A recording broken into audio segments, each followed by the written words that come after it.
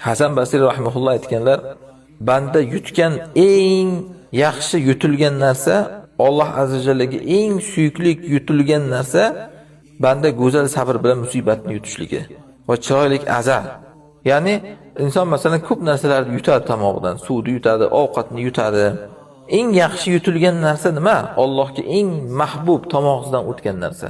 Shu hiqildog'ingizga bir nima tiqilib keladi-ku musibat paytida. Ichingizdan nimadir otilib chiqmoqchi bo'ladi, tomog'ingizda turadi mana shunday. Ana shuni yuting, qisilib o'tib ketadi tupugingiz hattoki. Bir qultum suv ichsangiz, siqilib o'tib ketadi tomog'ingizdan. Sezasiz, nimadir bo'g'ib o'tiribdi sizni.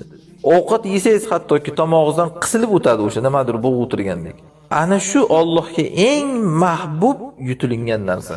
Ya'ni ana shu bo'g'ilib o'tirgan narsangizni tashqariga tilingizga chiqarib olmaysiz, yutasiz ichingizga. Ana shu nima deyilar ekan? Sabr jamil deyiladi.